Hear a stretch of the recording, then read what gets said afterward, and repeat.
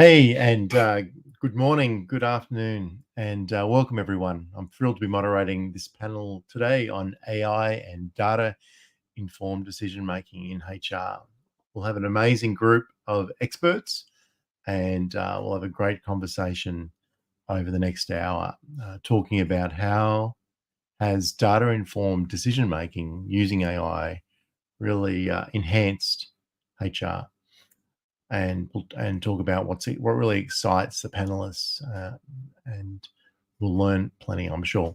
So without further ado, let's bring forward the panelists, please.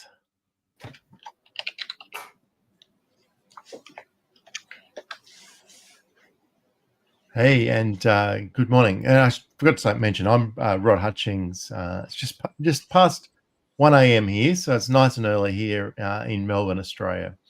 And so to get us going, we'll go virtually around the room, and I'll ask each panelist just to introduce themselves briefly and maybe just talk about how data informed making using AI has actually helped them so far. So let's go around, and we'll go virtually clockwise. And is it Chrisana? Is that how you pronounce your name, I hope? Yes, hi, Chrisana Wallace. I am located just outside of Boston, Massachusetts, here in the United States. And I'm happy to be here with everyone today. I am currently the Director of People and Culture for Clearest, which is a sustainability technology platform. We have multiple different products all in the sustainability technology space. So if you're interested in that, just definitely check us out. I think I've used AI a lot in the last few years, since it's really kind of skyrocketed into our lives. I use it a lot in terms of recruiting, simplifying job descriptions, also with engagement surveys, taking all the free form type of feedback that you get in those surveys and compiling it into a nice summary of kind of trends that we're seeing across the sentiments in the company. So those are the main two ways that I use it now, but there are also many other little micro examples of using it throughout the day. But that's how I see it showing up for me mostly. Thank you, and welcome. I'm not sure if I've been on a panel with you before. So Yeah, it should be nice to see you. And Andreas, I'm sure I've been on a panel with you before. You have, Rod, not at 1 a.m. I don't think so. I think it was a bit earlier Okay. for you than the other time. So hello, everyone. I'm Andreas. I am based in Europe, Athens, Greece at the moment. It's 5 p.m. in the afternoon, so not a crazy hour. And I'm the Senior Director of People Ops, Rewards, Analytics, and Systems for a Series C startup called Preply. We are an ed tech. We specialize primarily in language learning, matching tutors and students for a live language learning. So I'm sure we're going to get into the nitty gritty of how we use AI. For me, I've been in analytics for many years now, in big and small companies, and really the main benefit of AI that I've seen in my day-to-day is just the speed in which I'm able to do things, right? So something that only 3, 4, 5 years ago used to take me days and days of coding and making sure I pull the data, clean the data, analyze the data, using whatever Python or whatever we used to use back then. Now I can do it in minutes, if not seconds, right? Which has obviously supercharged the way I'm able to produce insights for the business and for our stakeholders. But of course, I run in a lot of areas. Operations is also a field ripe for automation, HR ops. But I'll get into that later on as well. Okay, thank you, and welcome, and welcome, Rishi. Hi, Rod. I'm based out of Ahmedabad, India, and I have been leading people analytics for various companies for last couple of years. Recently, I have taken over the role of head of business analytics for the entire organization, where HR analytics also comes into my portfolio, also coming from the background I have in people analytics. Have been using AI for long, 10 plus years.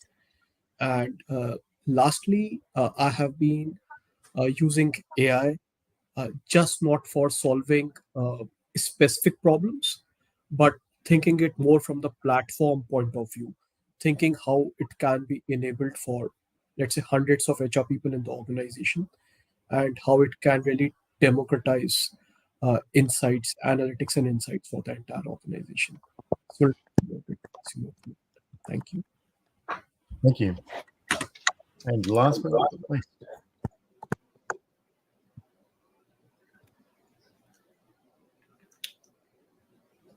Rod, I'm And- assuming I'm yes. assuming you want me to just jump in here.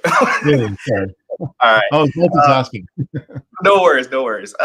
Jani Courtney. I'm out of Houston, Texas. So really great to be here. Great to be with you guys.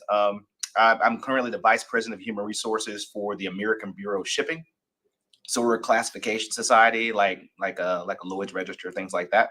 And so I will tell you that I mean, we've really tried to kind of grab the AI bull by the horns, literally, and trying to utilize in our day-to-day lives. So from an operational standpoint, I use it mostly to try to lessen the administrative burden of a lot of the repetitive tasks that our teams do, like transfer letters, promotion letters, things like that, things that don't really take a lot of creativity. And that frees brain power up so that my team can actually do those really cool things, use their creativity. And that's from a day-to-day operational standpoint. Looking forward, I'm looking forward to being able to use, we started doing some high level, doing like predictive retention models, taking a look at factors like job satisfaction, performance metrics, things like that, to determine where we may have some hot spots in terms of retaining our high talent. And then also in areas of learning and development, I see a lot of stuff emerging in that space from an AI perspective. One quick example is like personalized learning paths. And we'll talk more about this, I'm sure, with the questions, but being able to develop learning paths that key in on the strengths and opportunities takes subjective nature out of managers and really takes into account the roles that we see them doing in the future, matching them with the skill sets, coming up with a plan to address those gaps, and figuring out the most efficient way of tackling that. And AI has been kind of helping us from the onset, helping us with those areas. So I see the future as being really bright in terms of using AI to help us out in HR. Thank you.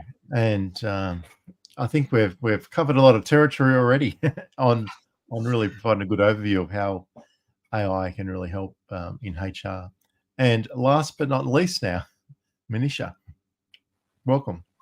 Thank you so much, Rod. Hi, everyone. So I'm the Vice President of Product Management for Oracle. My forte is people intelligence. So people analytics, HR analytics. I build the products which at the moment thousands of companies have been using. Yeah. I would say for me, I think the bright future of HR is like literally HR is in the position to drive transformation across many businesses because Nijan, if I'm saying your name properly, okay. So I think the last point you said, like manager effectiveness, organizations need to layer up sometimes, or even if they don't layer up, they need people who are in charge of driving things forward, and they have a team. Oftentimes, it has been almost like a blind spot where I will hire a headcount. I feel they are going to deliver what they are going to deliver. I feel that the team is going to really be effective. But the data-driven efficiency has not been possible so far in the absence of AI. Today, I can look at unstructured data, resumes. I can look at performance reviews. I can look at surveys. I can make so much more sense out of what people bring to the table in terms of skills, but also in terms of their interest, in terms of what their sentiments are as a human being, right? I mean, in the end, it's a difference between HCM and supply chain, right? Very big difference. It's a human versus a nut and a bolt and whatever. We have feelings, we have emotions, we have aspirations, we have goals. And if we understand all of that holistically and put a team which is solid and effective, then the business moves forward. So I would say on the tactical end, definitely, I mean, areas where create a goal for me, help me write my resume, help me write my profile. All that stuff, Gen AI is taking beautifully, helping us become more efficient. I can literally type 2 lines, hopefully staying in touch with my employee, and then it can come out with a beautiful paragraph. So saves me time. Great. But the future really is making visible what has not been visible today. And that is where I find is pretty effective. The fit factor, like I as an employer bring this to the table, my interest, what my aspirations are, what my potential is. You as a manager are now able to have a conversation with me in a much more brighter light, because information is accessible, and then you can take it forward to connect with other team members to form a good team. So definitely in terms of talent management, huge potential, from customized learning paths to optimized learning paths for the company. How do you do that fit factor so everybody is thriving? I think, yeah, we can definitely cover a lot of topics on this one. Thank you. And what an amazing introduction, and welcome again. I'm sure we've been on a few panels together now. Yes. All right. So to get us started, I'm going to come to Krishana to help us with the first question, and then the other panelists can jump in after her.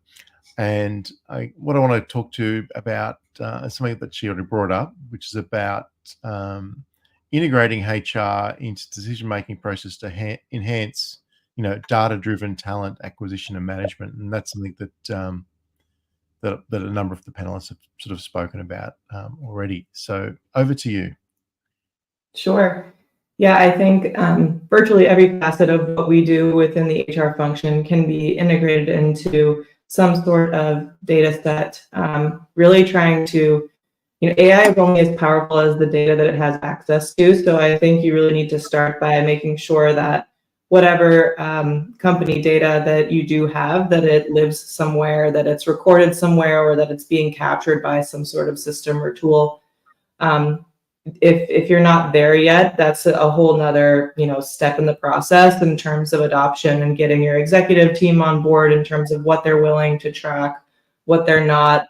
A lot of times leadership may not want to track something because then they feel that they have to do something with the data. So having those business partner type of conversations to get everyone bought in before you can even really onboard any sort of AI philosophy in your company is definitely the first step. And once you've got that figured out and everyone's on board, then always recommend some sort of internal tool that is private, that you're using, that isn't going to release any sort of proprietary information out into the public world or view. So don't go putting your information into the public ChatGPT channels. I don't think there are many big companies represented here on the call, and I don't think that would be, great for your IP. So definitely starting there as well. And then the data that you're able to put into the system is, like I said, it's all about based on what you're looking to track. And so whether that's engagement types of data points, whether that's talent management, whether that's talent acquisition, whether that is performance. I mean, there are a million different things that you can use AI to sort of do trend analysis for and create dashboards that you then have the data at your fingertips to help you in convincing executive leadership that an initiative is necessary and will drive the business forward. So that's how I would answer that question. Thank you. Who'd like to add on to what was shared so far? So just more talk about the practical steps, practical ways to integrate AI. I'll jump in there. I mean, Krishana, I mean, you hit the nail right on the head in terms of that, right?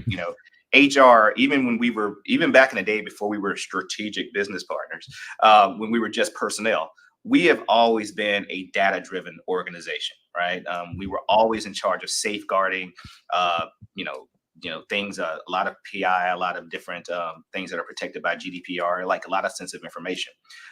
But as as things become more globalized, and as folks needed more of their human capital, it's grown in terms of how we use that data. It's no longer enough to be able to kick out a great spreadsheet with some cool macros. You have to be able to take the data and make some predictions off of that data, look at the trends. And I think in talent acquisition I think that's the first frontier that a lot of AI has kind of latched onto. The only thing about it is, I'm always worried. This is where I'm probably old fashioned. My Gen X starts to show.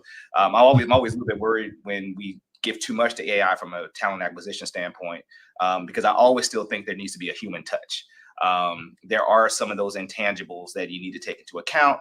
But when you start dealing with intangibles, you start dealing with bias. So you got to be really careful with that as well. But I think in terms of streamlining processes, streamlining job descriptions that you post out there, making sure that there's no there's nothing out there that are biases. You know, people still use the term man hours, you know, and things like that.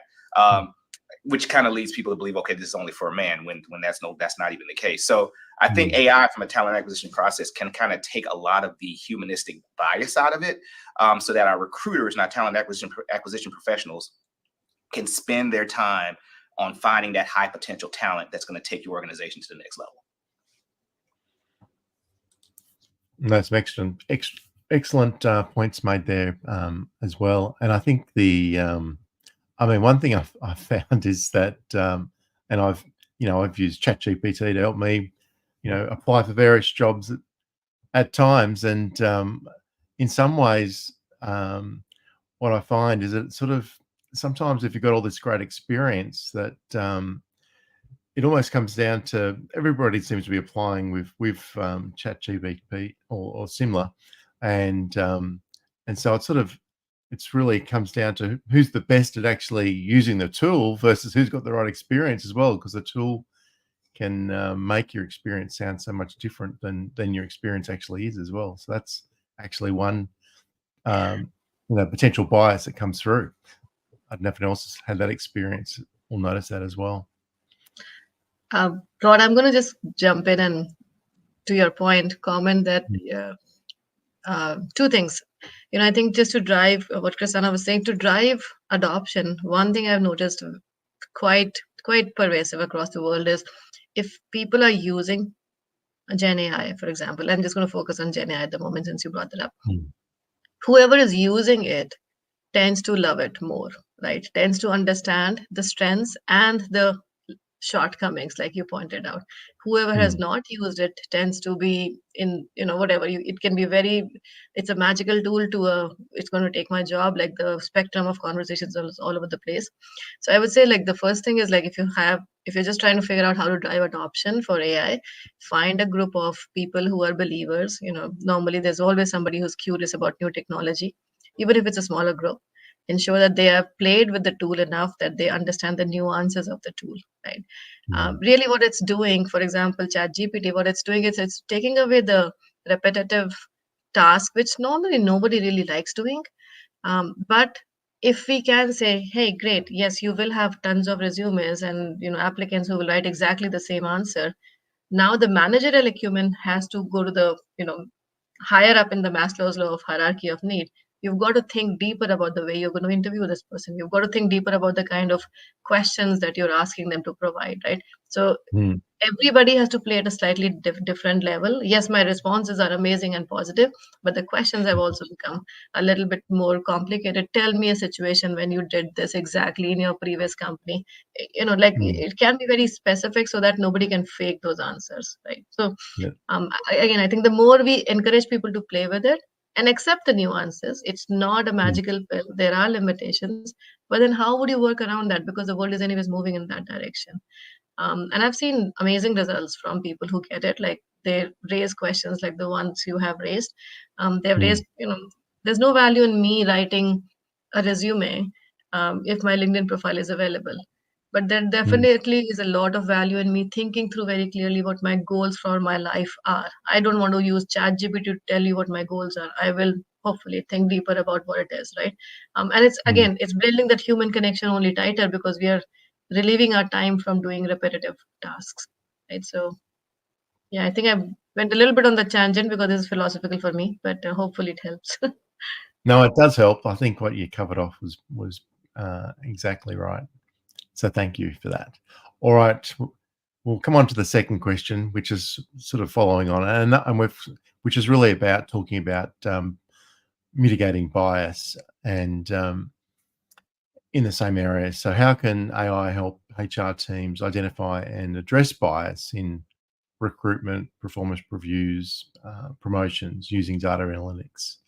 And I will come to Andreas if you want to start us off on this question in this area. Yeah, Yeah, for sure. I'll kick us off. I'll actually I'll do a tangent if you don't mind, because I was going to add Yeah, no, to it's your fine. point and Manisha's point previously around Mm. as with everything, AI is an industry, and what I've been noticing is that there is now an anti-industry building against AI. So just based on the point that you made before, just yesterday I had an example of a recruiter in our team reaching out to me and saying, what are some of the tools out there that can tell me whether this CV was written or this cover letter that I got from this candidate was written by AI?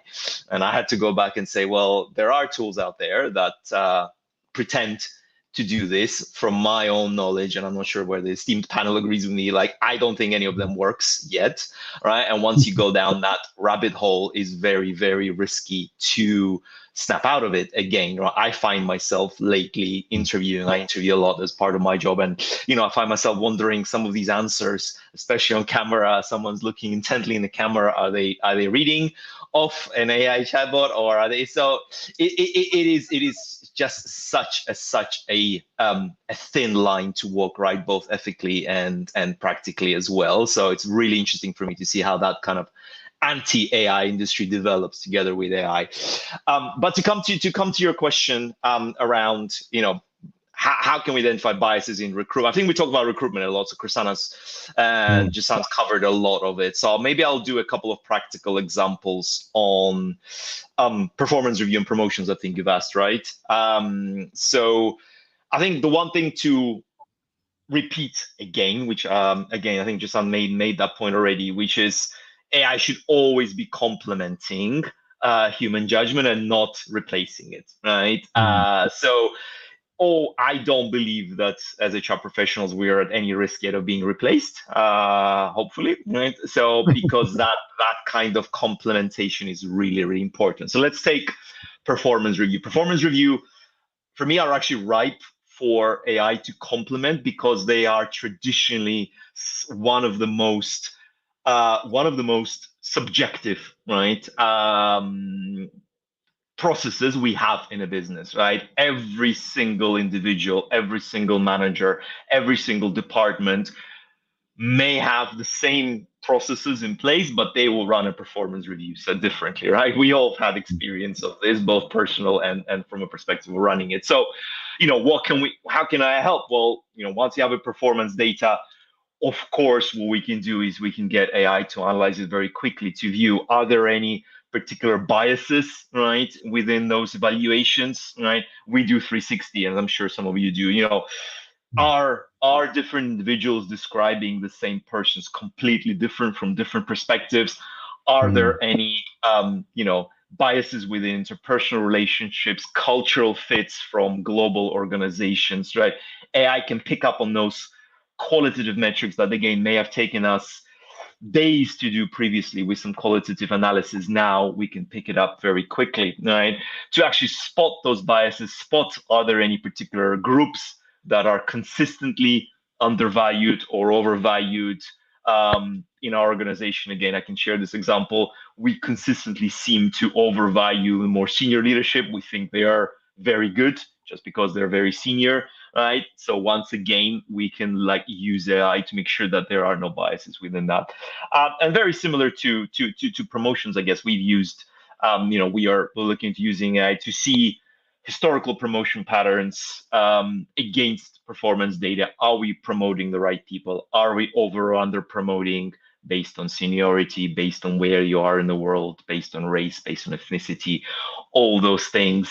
And in fact, take it a step behind that. We're starting to look at nothing that I've done yet, but we're starting to look at our linking career frameworks with promotion readiness slates, right? So because we have developed our career frameworks in place, can we use AI to analyze someone's performance data and pick up where exactly that person is ready or not ready for a promotion and where they need to develop, and then effectively leading to a PDP, right? A personal development plan. So just some practical examples from my end, which I think something I'm thinking about constantly. No, thank you, Aaron. And again, you brought up many good practical examples. Who wants to add on to that? Must be I have someone one there. bit. I have one we are working on right now, and this again, it's an interesting one. So, bias in performance reviews from the angle of disconnect within teams, right? So, like you have, I mean, and cultural biases, sometimes language, right? Sometimes the way I say something with my Indian American whatever accent may not be exactly the way you think about things, and then we write the same thing, right? So, I may be wanting to say something comparatively positive, the other person might perceive it as differently, right? So what we're looking into is the unstructured huge globs that we tend to write in performance reviews. Are there biases at the level of from one individual to another? Systematic biases, right? Are there biases between geographic separation or distribution of team? Are there biases between a manager's way of thinking and responding to an employee's comments, right? So there's so much which the language today, because we are not able to, I guess, decipher it without the world of AI. That remains. I mean, conversations are like the ranking was 1 or 3 or 5. Like exceeds expectation, meets expectation. What does it really tell you? Why are they meeting expectation? Now that is a detail in the paragraph which nobody has the time to read. Sometimes PII comes in the way, so you will not let other people read, what other managers wrote. But I can have a nice dashboard and say, well, this manager consistently seems to value, the hours a person puts in, and maybe the comments are saying, hey, you always leave at 4 o'clock. Could be, right? On the other hand, the employees are consistently craving about career path, and you can see the people in India are saying something different, people in China are saying something different, people in US are saying something different. So those bias, positive and negative sentiment, neutral sentiments, so much more can be done to identify, I guess, things which we honestly don't even think of biases, Rod. They're like microchasms of happenings which bias. Right now we say gender and ethnicity. Bias could be against anything. Like, I think of coffee is a amazing thing and you think of tea is an amazing thing, and now I have a bias against you. Like, human beings are, it happens, right? I mean, it happens in real life. And then if you start systematically looking at these things, like, I just have a difference in the way my brain works from yours. But hey, can I make you aware that you are thinking this way? And can I make you aware that the conflict is coming just because the two of you are using two different career path, promotion? The person is not putting in hours enough to, own their own career path. The manager is saying it, and an employee is consistently saying, I'm not getting promoted. Can you listen to each other? You're saying similar things, just different languages, right? So, anyways, I think the microchasms of biases, which really are more pervasive and hidden. I go back to AI as a very powerful, approach to uncover what has been Whoop, I think you're covered so frozen. far, right? So we just have to look for the right use cases. And Yeah, thank you. All right, I think we'll move on. And so I guess a lot of our audience are HR professionals. So many will have experience with using AI.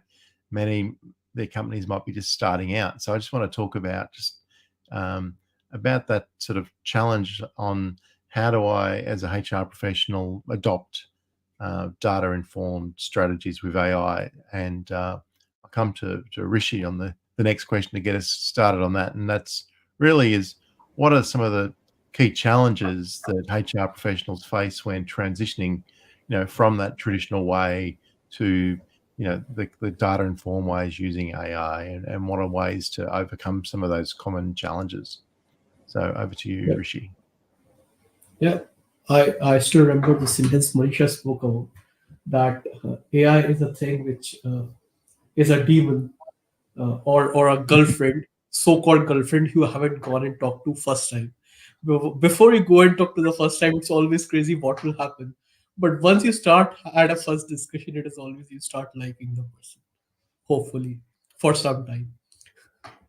So yeah, I think similarly for us, using AI as HR professionals is a lot of progress has happened in last couple of years, where HR professionals were a little far away from data, understanding the data.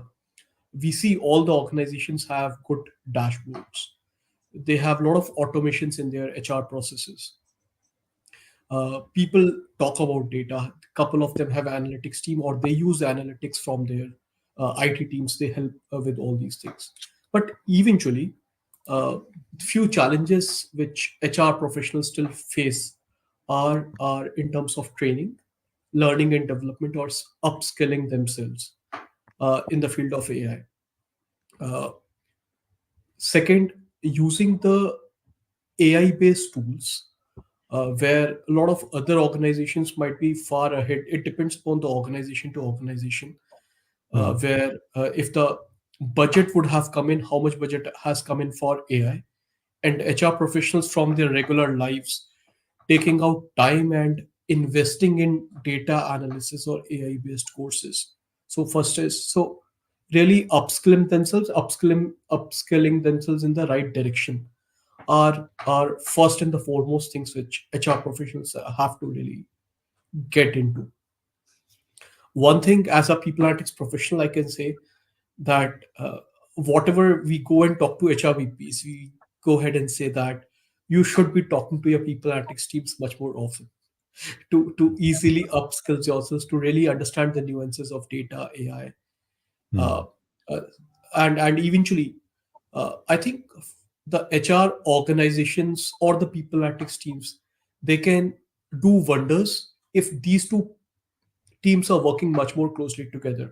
For example, whenever you go and build predictive models, they might be 60%, 70%, 80% accurate in the starting. But as they get more inputs, they can keep on improving. They can keep on improving. These inputs have to come from the HR professionals. So HR teams really working together, because if I am talking about talent acquisition, it is not just talent acquisition, but you have to think about people being successful, people being good leaders, they being retained in the organization. If we talk about talent management, it is not just alone as a function. With AI coming into picture, all these functions are coming together. They need to work together and drive much higher business value. So uh, HR professionals just being siloed in one function, I think gone are those days. You really need to be having multiple hats and see how you can deliver much more value to the organization. Yeah. Thank you. Who'd like to build on Rishi's start on the topic about how we transition to, or transform really, to using AI and data? Anything else?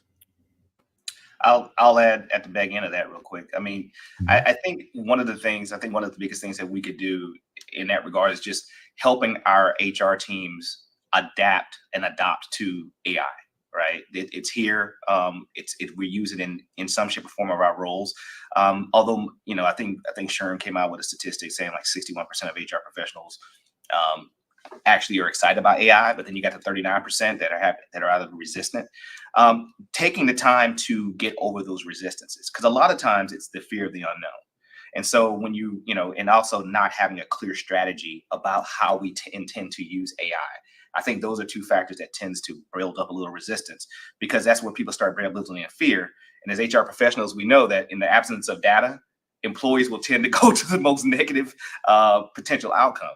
So if you're able to lay out a clear strategy, like, okay, here's what we're going to use AI for, here's what we're not going to use AI for. And in these areas that impact your center of excellence, here's how we're going to train you up so that you can best utilize this. And oh, by the way, you'll be able to do some more creative things, because these mundane tasks that tend to kind of wear you down, we're going to let AI do that, and we're going to have you do some other things. Helping our teams adopt how AI can actually enhance your job, not eliminate, will actually help in that area.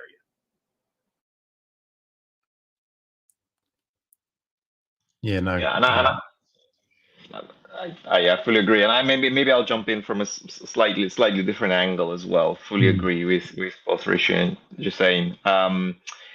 From my perspective, and this is something that I have observed, in the 12 or whatever 15 years being in people analytics, we've always tend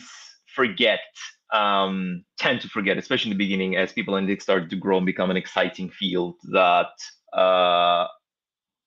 every piece of data is also a human life, right? It's a row on a spreadsheet, right? But it's also a human life. It's some of the decisions that we make affect human lives. In that sense, what I've always tried to, instill in my teams and in HRBPs and everyone is yes, you want to be data driven, of course, but never forget, the ethical implications of anything that you decide based on data without actually being involved. I believe that now this is even more important. And the reason is, again, the speed of execution. Before, you had some time to do a data analysis, decide on, maybe the worst things in an organization, layoffs, for example, and all these kind of things. Now, the speed in which we can do things and analyze things, because it's supercharged, what tends to happen when you have speed is the depth is sacrificed, right? So do we, as HR professionals, or especially the front-facing business that Rishi talked about, the HRVPs, do we have enough time to reflect on the data that comes to us so fast, right? And remember, those ethical repercussions of any decisions, or is that just being lost now, right, in the speed of movement? Right? I always advocate, right, that we, no matter how fast you do things, and no matter how much AI can help us, still always pause and remember, right, just how much matters, right? How much of what we do and what decisions we make matter, right, on the individual's lives. Rod, if it's okay, I'll just add a very practical definitely. situation where we notice exactly what Yes, Andreas please do. was talking about. Right. So, the question on the table was team effectiveness. Okay. Like there's multiple sales teams. One of them is performing very well, reaching their sales quota. The others are not, right? Why? Like, and if you look at the law of, normally in any other function where human beings are not involved, law of averages works decently well, right? So if I look at supply chain, hey, my vendor was not really supplying stuff. And so 5 of the aspects of the plans are suffering. In this case, the law of average said the reason why they are not able to deliver is that they're not hiring fast enough, right? And I said, okay, really, is that exactly happening for every single sales director across the teams, across the organization? And then we started looking at it at the granular level, sales director by sales director. Now, one of them had really promotions were not happening. The other person had a skills gap. The third person really had slow hiring. The fourth person had attrition really hitting him hard, right?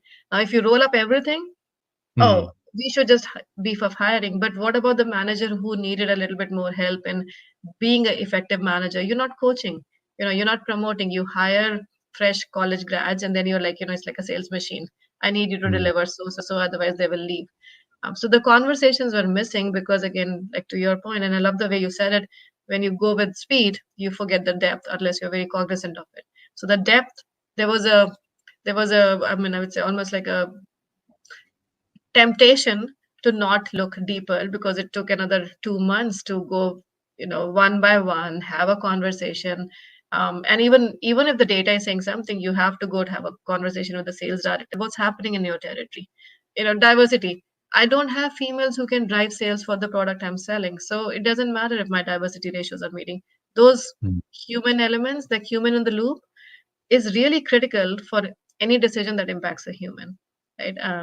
And I mean, I've had calls from some folks who are like amazing leaders in CX, customer success, amazing leaders in supply chain, and they'll say, exactly, I was able to point the process to the T.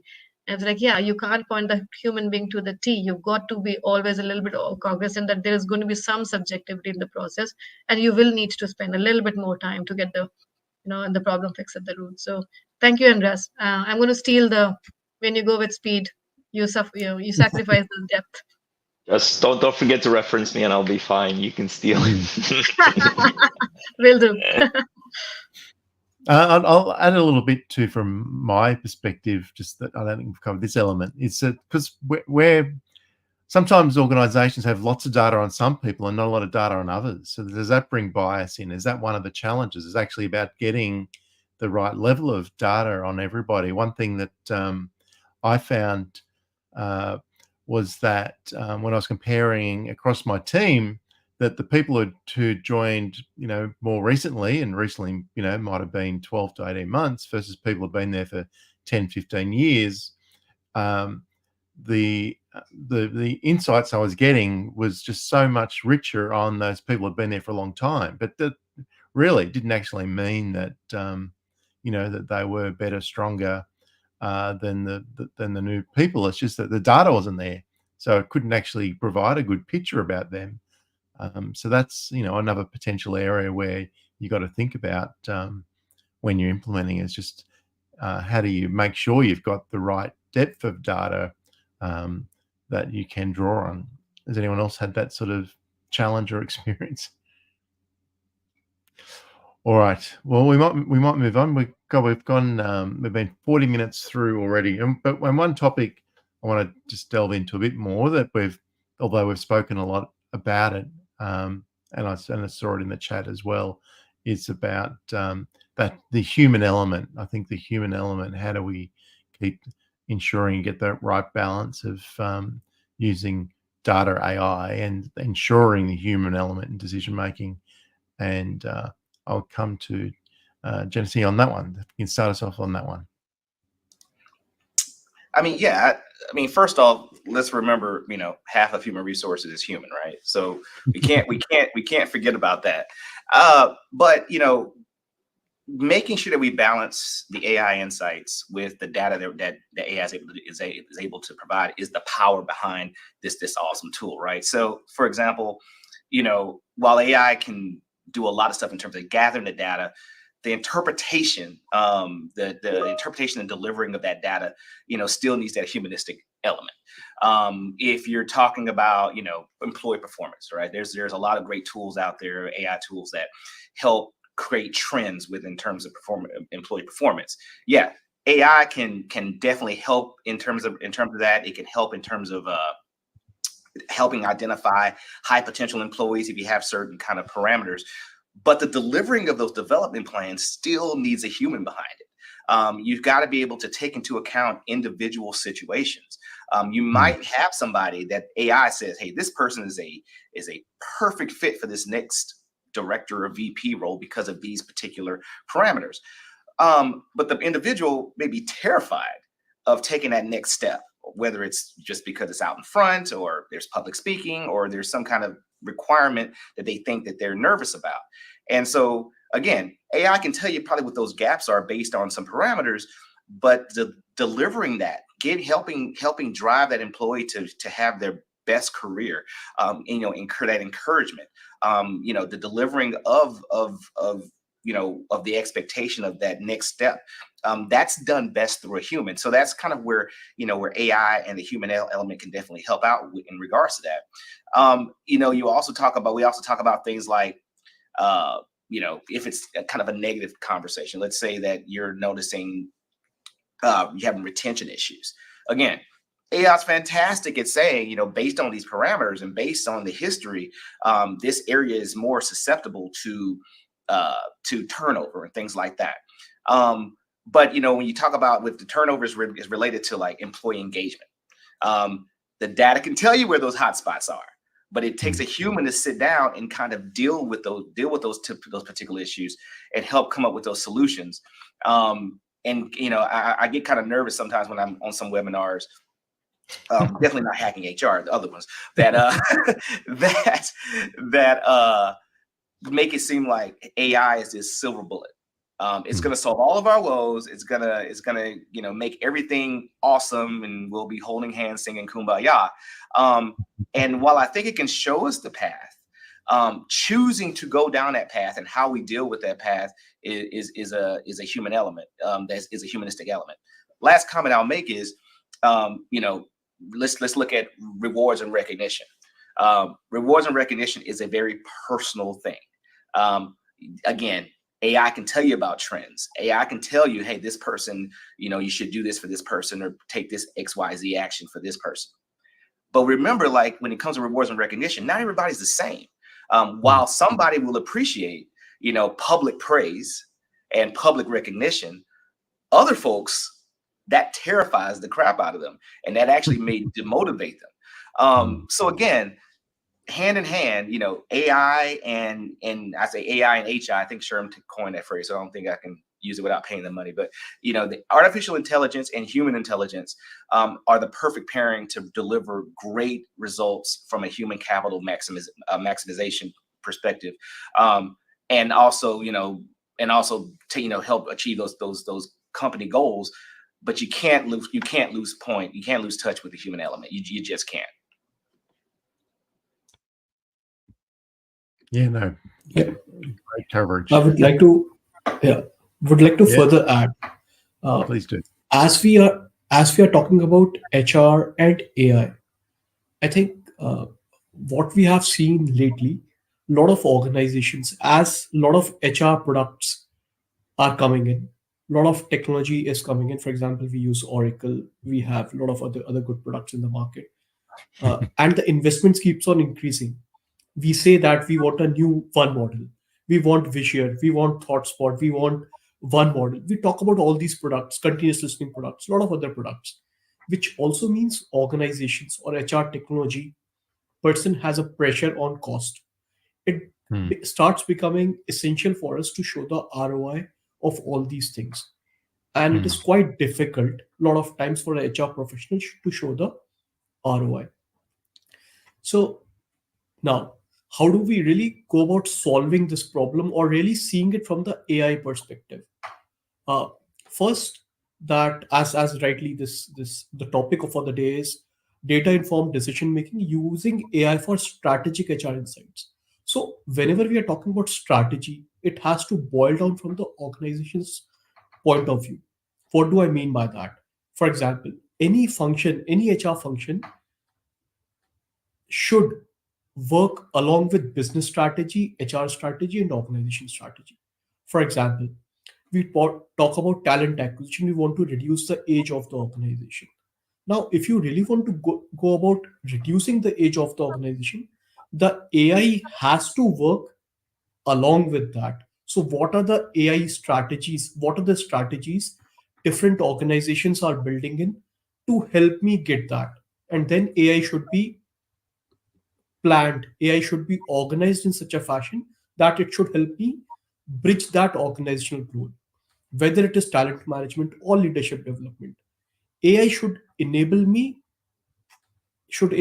any HR function to help the org strategy be aligned with the HR function. So we should not be just talking about as we move forward in future years. AI should not be just AI or AI standing alone, or AI being in pods. AI for continuous listening, AI for skills transformation, but it has to get aligned with the organizational strategy and provide us a lot of insights depending upon our data and depending upon what market is saying. So slowly as we move forward in next couple of years, these sort of things which we are doing manually, AI should become smart enough to give us more tailored function based AI insights. Yeah, thanks, Rishi. Again, some excellent points added there. All right, I'll move us on though, and so I'm going to come back to Krisana on starting on this next area. So we started the conversation talking about recruitment and how AI can help us with that. So now we've got our team. How do we use AI metrics to help with retention and engagement of having our team? So I'm just curious if you can provide, some examples from your experience about AI-driven, metrics that help impact employee engagement and retention.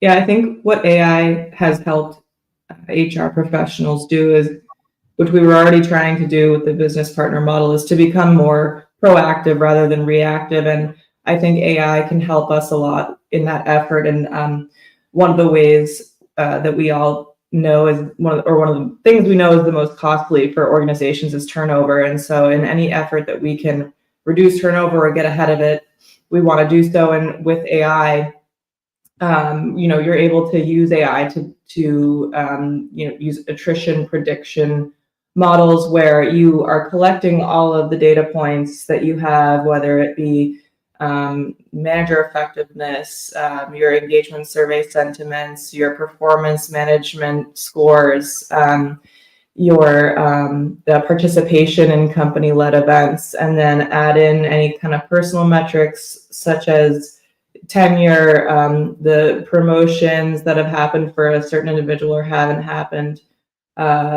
work-life balance, and all those things can tell you whether or not someone is more or less likely to turn over in the organization. And so with AI, using AI for attrition prediction modeling is a very cost-effective way to try and proactively reduce turnover. So I think that's probably the one that I think is most impactful, especially for large organizations where the risk is much higher when you have multiple people turning over in a month. So that's one data point that I like to refer to. Thank you. Mhm. Anyone else want to add? All right, we've got 10 minutes left, so I'm going to go a bit faster now. And again, trying to get a bit more practical, and I'm going to come to Manisha about this one, given that she's working with Oracle, as she said, is if you could just talk about the tools, like we're talking about AI, what are some really specific tools, platforms that are really there that HR professionals can look at adopting and using, and certainly welcome for you to talk about Oracle as well. You put me on the spot in a public forum. Like, obviously, Oracle is the best. All right. No, there should not be any most about all the options. Yeah, I don't know. I don't want to lose my job after this panel. So, how about this? I'm Is going to it focus a allowed? little bit. So Manisha, I Yeah, couldn't yeah, understand. Are you allowed to speak about Oracle, or you're not allowed to speak about Oracle? No, I can What speak did about God say? Oracle. Yeah, speak about Obviously, Oracle. I rave Tell us about about Oracle. Yeah. I can, there's all, I'm sure Rishi pointed out a few tools available, right? Like, sorry, I'm going to just take a little step back on that question, Rod, and connect it with Rishi's answer.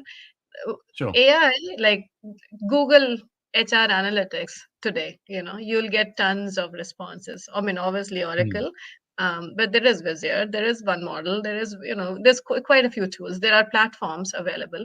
The key, though, I think we're all trying to get to that, is the key is the human AI, like teaming up with AI, right? So I am doing what I'm doing, professionally because I was a people leader. And when I was traveling a lot globally, I would get a pretty strong FP&A report on finance. I would get enough reports on operations. I missed being in touch with people, right? Like, and I'm a people-centric leader. I think I know that about myself. So your one-on-ones start diluting. You have a big team expanding. You're traveling too much. And I started feeling like I don't know if I'm in touch with them. And funnily, my signal was I felt my team is not complaining enough, and passionate people are doing something will, it's 9 in the night. Hey, got 5 minutes, want to tell you about something. That stopped happening because a lot of it was out of respect for you are already too busy traveling. Some of it was out of anger, like you're not never available, right? And so I asked my HR VP, this is 15 years back, what can we do to help our people? What can we do to help HR? And he literally, Nick was his name, looked back and says, you are the technologist. What have you done to solve it for me, to solve it for your people, right? It was 2011. I was at LinkedIn at that point, and it stuck with me. So I've been chasing this path of, going through an MBA, understanding, I'm befriending a lot of HR folks, befriending businesses.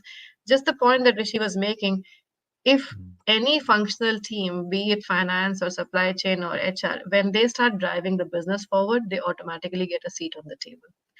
And one shift that I've seen is HR by definition is a very it's like a high EQ. I'll take care of culture. I will take care of people. We need that.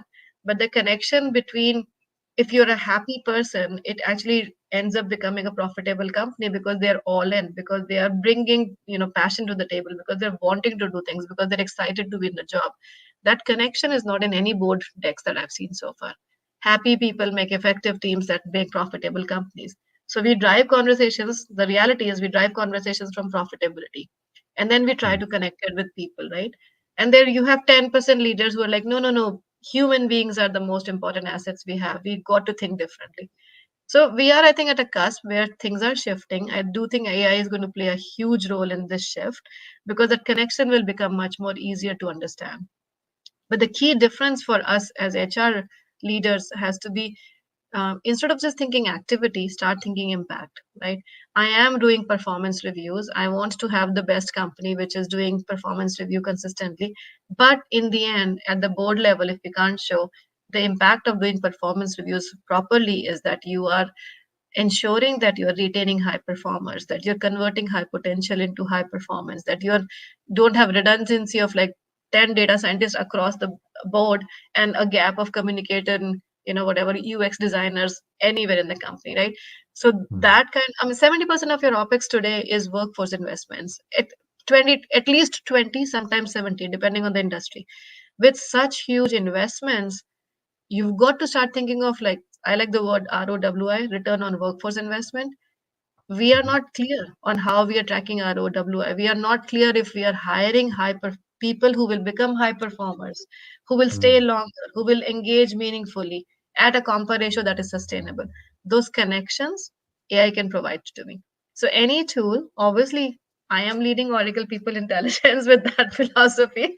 So I will make it a pitch about that. But there's lots of tools. So I would say if you're clear on what your needs are, then go look for the product that satisfies that need, right?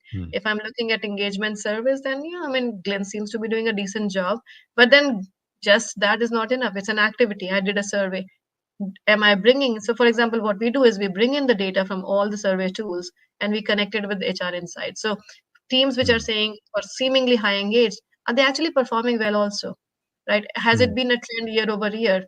I mean, because it's very easy for me to be vocal, but if I could connect, not at an individual level, there's a PII challenge there, but at the organization level, this organizational people are very proactive about career paths are missing. Have you not given promotions to them in the last, in the last few months? So you start connecting what they're speaking to you with what your organizations have been doing. And I call this like the growth index and the growth investing index. They are seeking growth. Let's evaluate what growth index looks like. I am offering them investments, through investments in manager training, through investment in NLD, through investments in proper policies. Is my growth investment index really in sync with my growth index? What am I not doing well, right? So lots of tools available. The point I'm trying to make is we as leaders have to be clear on what is the KPI that I want to put forward to drive my business forward, and then start looking for tools on how they can help me deliver that KPI or that matrix. I hope I answered your question. Like I tried. I think you did. I think one of the things that in part I picked out from your question, and I think it was Andreas, I think, mentioned it earlier. One thing is, I think, is that standardization. Like if you have this tool from here and this one from there, how do you actually get it all to work together? I think that makes it more complicated. So I think it's quite critical that you've got that. You don't need to use a bit from everywhere, I think, is one of the key messages I give to anyone starting out here. A bit from everywhere actually worked in the activity centric land, right? If my focus is only on doing performance management, my focus is only on ensuring there is learning available, I can have a buffet, right? But the key is when you're trying to connect insights from all of them, which is what moves the needle. Again, sorry, but I'm not trying to sell Oracle today. Oracle does, that is the way we think about it. It's one model.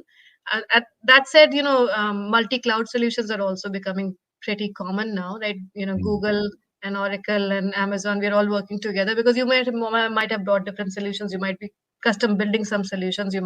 So how do we make sure that the data from different tools connects meaningfully so that it answers the questions?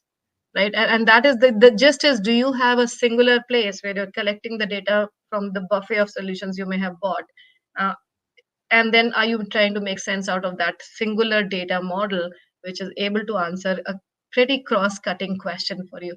Am I hiring a person, or what is the source of hiring which yields high performance for the next 3 years and people stay longer, right? If that is a question, you have to connect TA insights with performance insights, with retention insights, with compensation insights. If you don't have all the data flowing in one single data model, you cannot answer that question, right? So, yeah.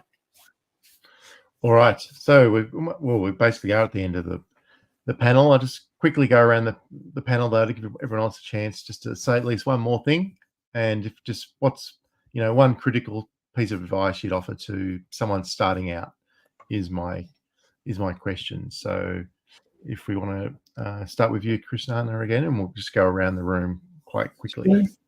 Yeah, I would say AI is just like anything else. It takes practice. So just dive in and have fun with it to the extent that, you know that there's a lot of trial and error. You're not using the information that you're testing with to make any decisions, but just get to know it. And that's half the battle is getting started. And that's all it takes is to just start to play with it a little bit. So that's what I would say. Yep, experiment, exactly. Yeah. Andrea. Yeah, I think we mentioned so many good things. I'm just going to jump on following from Manisha's excellent advice previously. I would probably say do not get blinded by the hype. When you're an HR professional, everyone's selling AI at the moment. Some better, some are better, some are worse. Won't name names, right? But do not forget the basics. I think the basics still stand. You need tooling that is right for what you need to do, and you need tooling that interacts with each other, that has a strong database, all the things Manisha said. So do not be blinded by the hype. Roll with it, make sure you understand it, but also do the basics right. Thank you. Rishi. Take a data course. Yeah. Well done. And Jason. Yeah, I mean, if you're a frontline employee, my biggest advice is figure out a way to make AI your superpower, right? Figure out a way that you can take the tools and things out there to enhance what you're already doing well. If you're a decision maker, my advice is be sure you come up with a clear strategy in terms of how you're going to use AI. Bring everybody on the bus with you. Don't just read a cool article from Forbes and say, okay, other CEOs are doing it, so I need to do it too. Figure out how you're going to use it and take everybody on that journey with you. Thank you. And last but not least, Nisha. I'm going to keep it short. Know your why and hire AI to deliver that. Excellent. All right. Well, that's a great end to the panel. It's gone really fast. It's so much to learn and discuss. And there's more panels coming around AI in the coming weeks. So look out for those as well. So just want to thank all the panelists and for everyone who joined us today. So thank you very much. Have a good rest of your day. Thank you. Yeah. Bye. Bye for now. Thank you.